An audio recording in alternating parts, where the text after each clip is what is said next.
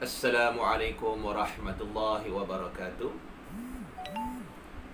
A'udzu billahi minasyaitonir rajim. Bismillahirrahmanirrahim. Alhamdulillahi rabbil alamin. Wassalatu wassalamu ala asyrafil anbiya'i wal mursalin wa ala alihi wa sahbihi ajma'in. Subhanaka la ilma lana illa ma 'allamtana innaka antal alimul hakim. Rabbi shrah li sadri wa yassir li amri wahlul 'uqdatam min lisani yafqahu qawli. Allahumma salli ala Muhammad wa ala ali Muhammad kama sallaita ala Ibrahim wa ala ali Ibrahim wa barik ala Muhammad wa ala ali Muhammad kama barakta ala Ibrahim wa ala ali Ibrahim fil alamin innaka Hamidum Majid. Amma ba'd. Alhamdulillah, bersyukur kita kepada Allah Subhanahu wa taala di atas limpah kurnia-Nya telah memberikan kesempatan kepada kita, memberi kita nikmat tubuh badan yang sihat untuk kita menjalani kehidupan kita dengan memperbanyakkan ibadah, memperbanyakkan membaca Al-Quran, memperbanyakkan zikir, memperbanyakkan segala yang perkara yang membawa kepada pahala. Tujuannya ialah tidak lain tidak bukan untuk kita mendapat keredaan Allah Subhanahu wa taala, sebagaimana firman-Nya, a'udzubillahi minasyaitonirrajim, innallaha yuhibbut tawwabin wa yuhibbul mutatahhirin. Sesungguhnya Allah itu sangat kasih, sayang dan cinta kepada mereka yang banyak bertaubat dan mereka yang sentiasa mensucikan diri mereka. Jadi tuan-tuan dan puan-puan, tujuan kita mendirikan ibadah, melaksanakan segala perintah Allah Subhanahu wa taala, sama ada bersifat wajib ataupun sunat, maka ianya adalah satu kemudahan yang Allah berikan kepada kita untuk kita mensucikan diri kita, supaya kita meraih cinta dan kasih sayang Allah dan seterusnya membawa kepada keredaan Allah Subhanahu wa taala. Jadi tuan-tuan, pada kali ini kita nak bercerita berkaitan dengan akidah, ilmu akidah ataupun ilmu tauhid. Pada kali ini kita nak mengupas berkaitan bagaimana munculnya ilmu tauhid ataupun ilmu akidah. Sebelum kita pergi lebih jauh, marilah bersama-sama kita mendalami, mengenali asal-usul kejadian ataupun timbulnya ilmu akidah. Pertama, dari manakah orang-orang Islam pada zaman Nabi Muhammad sallallahu alaihi wasallam mengambil dasar-dasar akidah mereka? Soalannya, dari manakah orang-orang Islam pada zaman Nabi Muhammad sallallahu alaihi wasallam mengambil dasar-dasar akidah mereka? Bagaimanakah mereka mengambil ataupun mencari sumber yang boleh menjadi kepercayaan mereka pada zaman Nabi Muhammad sallallahu alaihi wasallam? Jadi tuan-tuan, jawapannya ialah kaum muslimin yang bersama Nabi Muhammad sallallahu alaihi wasallam mengambil punca-punca kepercayaan ataupun akidah mereka daripada Al-Quranul Karim, ayat-ayat Al-Quranul Karim dan hadis-hadis Nabi Muhammad sallallahu alaihi wasallam. Jadi, apakah sumber kepercayaan kaum muslimin yang hidup pada zaman Nabi Muhammad sallallahu alaihi wasallam? Tidak lain tidak bukan mereka mengambil punca-punca ataupun sumber-sumber kepercayaan mereka daripada ayat-ayat suci Al-Quranul Karim dan hadis-hadis Nabi Muhammad sallallahu alaihi wasallam.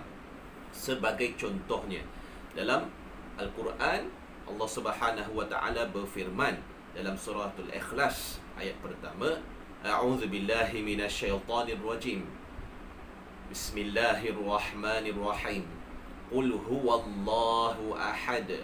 Maksudnya, katakanlah dia, Allah itu Esa. Dari sini kaum muslimin yang hidup pada zaman Nabi Muhammad sallallahu alaihi wasallam mengerti, percaya, memahami bahawa Allah Subhanahu wa taala itu adalah Tuhan yang bersifat Esa.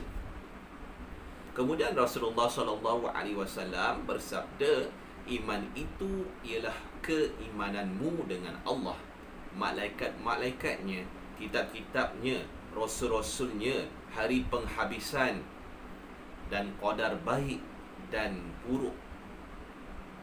Dari hadis ini, maka kaum muslimin yang hidup pada zaman Nabi Muhammad sallallahu alaihi wasallam mengerti, memahami bahawa untuk beriman, mereka mesti beriman dengan perkara-perkara yang telah disebutkan oleh hadis Nabi Muhammad sallallahu alaihi wasallam sebentar tadi.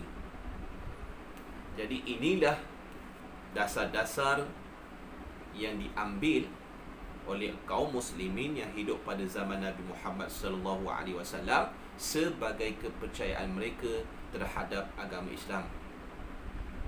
Kemudian, bagaimanakah cara mereka memahami ayat-ayat Al-Quran dan hadis-hadis sebentar tadi? Bagaimanakah mereka memahami ayat-ayat Al-Quran dan hadis-hadis yang menjadi dasar-dasar akidah mereka?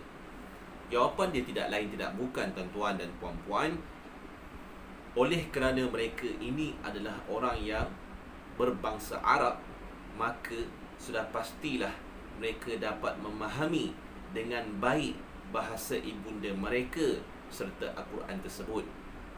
Dan Nabi Muhammad sallallahu alaihi wasallam menggunakan bahasa Arab dalam menyampaikan agama Islam kepada kaum muslimin pada zaman Nabi Muhammad sallallahu alaihi wasallam. Maka secara sendirinya mereka dapat memahami Al-Quran dan hadis dengan mudah, mengikut apa yang mereka terima dari Nabi Muhammad sallallahu alaihi wasallam secara direct, mengikut apa yang mereka terima daripada Nabi Muhammad sallallahu alaihi wasallam. Oleh yang demikian, mereka tidak menghadapi kepayahan dan masalah bahasa yang sememangnya mereka mengetahuinya dengan secara semula jadi.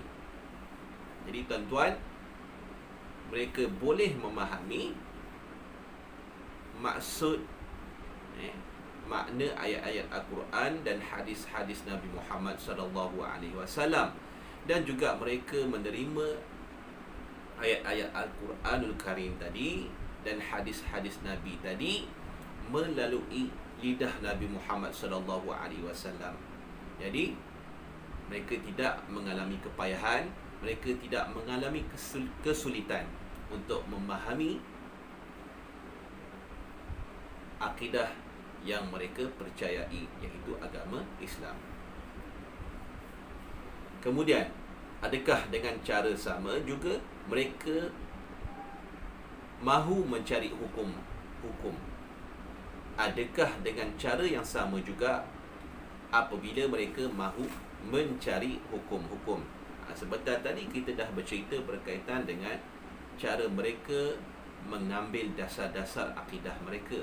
Kemudian soalan yang berikutnya, adakah dengan cara yang sama mereka mahu mencari hukum-hukum?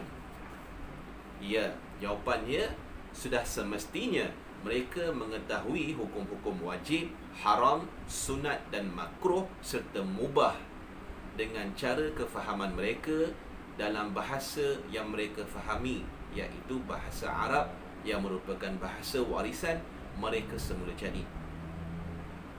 Sama seperti mereka memahami soal-soal akidah ataupun soal-soal tauhid. Apabila mereka menghadapi masalah atau kekeliruan mentafsir atau untuk menterjemahkan ayat-ayat Al-Quran dan hadis-hadis yang menyentuh akidah atau hukum, apakah yang mereka lakukan? Jadi tuan-tuan, mereka ini berbangsa Arab. Mereka memahami segala makna dan maksud ayat Al-Quran dan hadis-hadis dalam bahasa Arab. Jadi, apa yang berlaku, apa yang mereka lakukan apabila mereka menghadapi masalah atau kekeliruan dalam mentafsir ataupun menterjemahkan ayat-ayat Al-Quran dan hadis-hadis yang menyentuh akidah atau hukum. Jadi, apa yang mereka lakukan?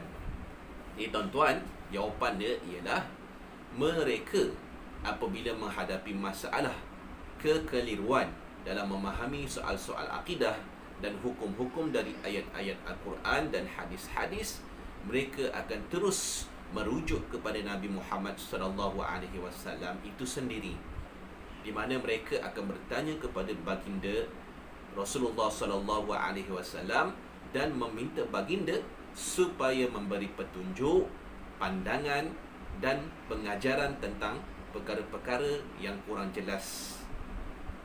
Dengan ini, mereka dapat mengerti dan mengetahui hukum dan akidah itu dengan yakin, kerana penjelasan itu datangnya daripada baginda Rasulullah SAW.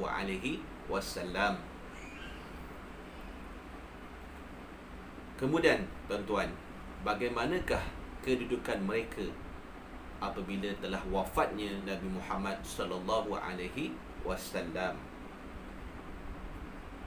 Jadi, dasar mereka masih terus berpegang dengan penjelasan yang mereka terima dari Nabi Muhammad SAW. Apa-apa kemusykilan, kekeliruan dan masalah yang mereka hadapi sewaktu Nabi masih hidup, mereka telah menerima jawapan daripada lidah Nabi Muhammad SAW sendiri. Mereka terus berpegang dan beramal dengan